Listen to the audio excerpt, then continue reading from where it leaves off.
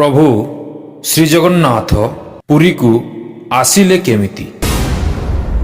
ପ୍ରଭୁଙ୍କ ଦେହ ଅଧାଗଢ଼ା ହେଲା କେମିତି? କେମିତି ନୀଳମାଧବରୁ ପ୍ରଭୁ ଜଗନ୍ନାଥଙ୍କର ହେଲା ବିଗ୍ରହ ପ୍ରତିଷ୍ଠା? ଆସନ୍ତୁ ଜାଣିବା ସମ୍ପୂର୍ଣ୍ଣ ଖବର ପ୍ରଭୁ ଜଗନ୍ନାଥଙ୍କର ଗୁପ୍ତ ରହସ୍ୟ। ମଧ୍ୟ ଭାରତରେ ଇନ୍ଦ୍ରଦ୍ୟୁମ୍ନ ନାମକ ଏକ ରାଜା ରହୁଥିଲେ। ତାଙ୍କର ରାଜ୍ୟର ନାମ ଥିଲା ଅବନ୍ତୀ, ଯିଏକି ଭଗବାନ ବିଷ୍ଣୁଙ୍କର ବଡ଼ ଭକ୍ତ ଥିଲେ। ସେ ସଦାସର୍ବଦା ଭଗବାନ ବିଷ୍ଣୁଙ୍କର ଦର୍ଶନ ଅଭିଳାଷୀ ଥିଲେ। ଥରେ ଗୋଟିଏ ଋଷି ତାଙ୍କ ରାଜଉଆସକୁ ଭ୍ରମଣ ସକାଶେ ଆସିଥିଲେ ଏବଂ ରାଜାଙ୍କୁ ପ୍ରଭୁ ବିଷ୍ଣୁ ଅର୍ଥାତ୍ ନୀଳମାଧବ ଜଗନ୍ନାଥଙ୍କର ସନ୍ଧାନ ବିଷୟରେ ଗୁପ୍ତ ମନ୍ତ୍ରଣା ଦେଇ କହିଥିଲେ ଯେ, ହେ ରାଜା, ଓଡ଼ିଶାରେ ଭଗବାନ ବିଷ୍ଣୁଙ୍କର ଭବ୍ୟ ରୂପ ପ୍ରଭୁ ନୀଳମାଧବଙ୍କୁ ପୂଜା କରାଯାଉଛି। କିନ୍ତୁ ଓଡ଼ିଶାର କେଉଁ ଜାଗାରେ ପ୍ରଭୁଙ୍କୁ ପୂଜା କରାଯାଉଛି ତାହା ଆପଣଙ୍କୁ ସନ୍ଧାନ କରିବାକୁ ହେବ। ଏହା ସବୁ ଶୁଣି ରାଜା ଅତ୍ୟନ୍ତ ଖୁସି ହୋଇଗଲେ ଏବଂ ଆଦେଶ ଦେଇ ମନ୍ତ୍ରିମଣ୍ଡଳକୁ କହିଲେ, ଓଡ଼ିଶା ପ୍ରଦେଶକାର ଲୋକଙ୍କୁ ସନ୍ଧାନ ନିମନ୍ତେ ପଠାଇ ଦିଆଗଲା। ଓଡ଼ିଶାର ପୂର୍ବ ଦିଗକୁ ଅବନ୍ତୀ ରାଜ୍ୟର ମୁଖ୍ୟ ପୂଜାରୀଙ୍କ ଭାଇ ବିଦ୍ୟାପତିଙ୍କୁ ନିଯୁକ୍ତି କରି ପଠାଯାଇଥିଲା। ବିଦ୍ୟାପତି ବାହାରି ପଡ଼ିଲେ ପ୍ରଭୁ ନୀଳମାଧବ ଅର୍ଥାତ୍ ଜଗନ୍ନାଥଙ୍କ ସନ୍ଧାନ ସକାଶେ। ଓଡ଼ିଶାର ପୂର୍ବ ଭାଗରେ ଯେତେବେଳେ ସେ ସନ୍ଧାନ କରୁଥିଲେ, ଏମିତି ଜଙ୍ଗଲ ରାସ୍ତା ଦେଇ ଗଲାବେଳେ ସେ ଗୋଟିଏ ଦିବ୍ୟ ସୁନ୍ଦରୀ ନାରୀ। ଅନେକ କଥାବାର୍ତ୍ତା ପରେ ବିଦ୍ୟାପତି ଲଳିତାଙ୍କୁ ବୁଝାଇଲେ ଏବଂ ଲଳିତାଙ୍କ ପିତାଙ୍କୁ ମଧ୍ୟ ଆଶ୍ୱାସନା ଦେଇ ବୁଝାଇଲେ, ମୁଁ ପ୍ରଭୁ ନୀଳମାଧବଙ୍କର ଏକ ପରମ ଭକ୍ତ, ମୁଁ ତାଙ୍କୁ ଦର୍ଶନ କରିବାକୁ ଚାହେଁ। ଶେଷରେ ବିଦ୍ୟାପତିଙ୍କ ଅନୁରୋଧକୁ ରକ୍ଷା କରି ଲଳିତା ଏବଂ ତାଙ୍କ ପିତା ବିଶ୍ୱାସୁ ସେହି ଜଙ୍ଗଲର ଗୁପ୍ତ ଗୁମ୍ଫା ଭିତରେ ରହୁଥିବା ପ୍ରଭୁ ନୀଳମାଧବଙ୍କର ସନ୍ଧାନ ବିଷୟରେ ବିଶ୍ୱାସୁ ବିଦ୍ୟାପତିଙ୍କୁ ଜଣାଇଲେ ଏବଂ କହିଲେ, ଆସନ୍ତାକାଲି ପ୍ରଭାତେ ମୁଁ ମଧ୍ୟକୁ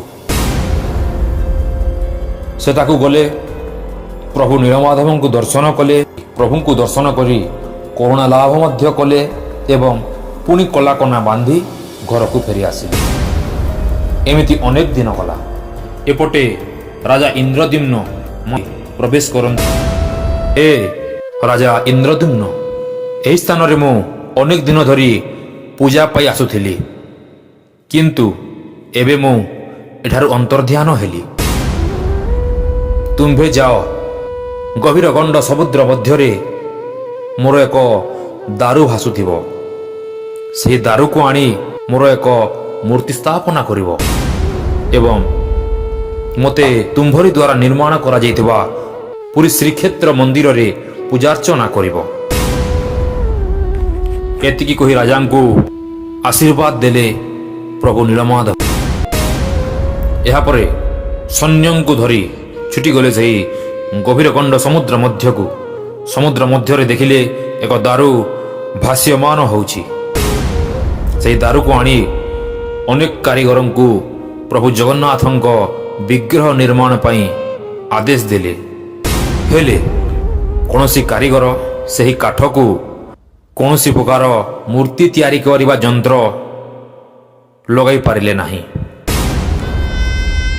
ବଡ଼ ବଡ଼ କାରିଗରମାନେ ସେ କାଠକୁ ଛୁଇଁ ମଧ୍ୟ ପାରିଲେ ନାହିଁ। ନା କିଛି ଖାଇଛନ୍ତି ନା କିଛି ପିଇଛନ୍ତି।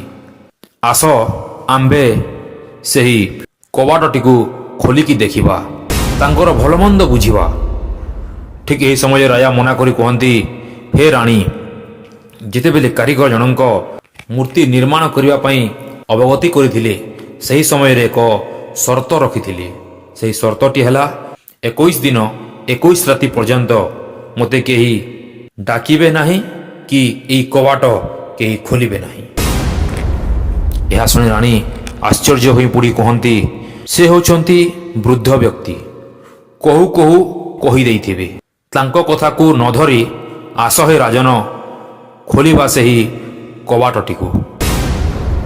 ଶେଷରେ ରାଜା ବାଧ୍ୟ ହୋଇ ସେହି କବାଟଟିକୁ ଖୋଲିଥିଲେ ଏବଂ କବାଟ ଖୋଲିବା ବେଳକୁ ସେ ଦେଖିଥିଲେ ଏକ ଆଶ୍ଚର୍ଯ୍ୟ ଦୃଶ୍ୟ।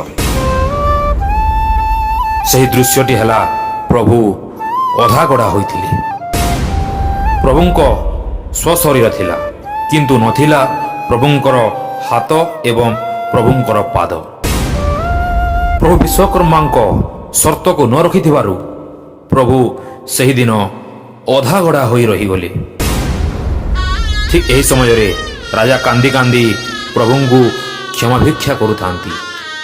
ହେ ପ୍ରଭୁ, ମୋତେ କ୍ଷମା କରିଦିଅ, ମୁଁ କାରିଗରଙ୍କ ସର୍ତ୍ତ ରଖିପାରିଲି ନାହିଁ ଏବଂ ଆପଣ ଅଧାଗଢ଼ା ହୋଇ ରହି କହିଲେ, ହେ ରାଜା ଇନ୍ଦ୍ରଦ୍ୟୁମ୍ନ, ଚିନ୍ତା କରିବାର କୌଣସି ବିଷୟ ନାହିଁ।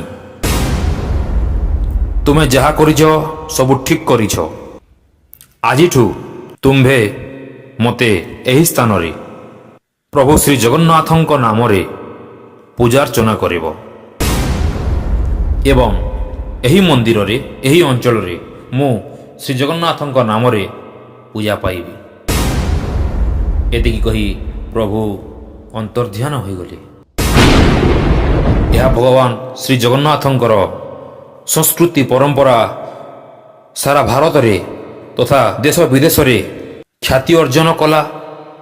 ଦେଶ ବିଦେଶରୁ ଭକ୍ତ ଏବଂ ଶ୍ରଦ୍ଧାଳୁମାନେ ପ୍ରଭୁ ଜଗନ୍ନାଥଙ୍କୁ ଦର୍ଶନ କରିବା ପାଇଁ ଆସିଲେ ଏବଂ 4ଟି କ୍ଷେତ୍ର ମଧ୍ୟରୁ ପ୍ରଭୁ ଶ୍ରୀ ଜଗନ୍ନାଥଙ୍କର କ୍ଷେତ୍ରକୁ ମଧ୍ୟ ଏକ ସ୍ଥାନ ମିଳିଲା। ସେହି ଦିନଠାରୁ ପ୍ରଭୁ ଜଗନ୍ନାଥଙ୍କୁ ଲୋକେ ଅନେକ ଭରସା ଏବଂ କୃପା ଲାଭ କଲେ। ଏ ହେଉଛି ପ୍ରଭୁ ଜଗନ୍ନାଥଙ୍କର ମନ୍ଦିର ସ୍ଥାପନା, ବିଗ୍ରହ ସ୍ଥାପନ ଏବଂ ଅଧାଗଢ଼ା ହୋଇଯିବାର ଗୁପ୍ତ ରହସ୍ୟ।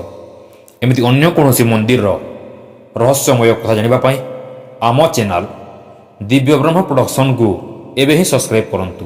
ନମସ୍କାର।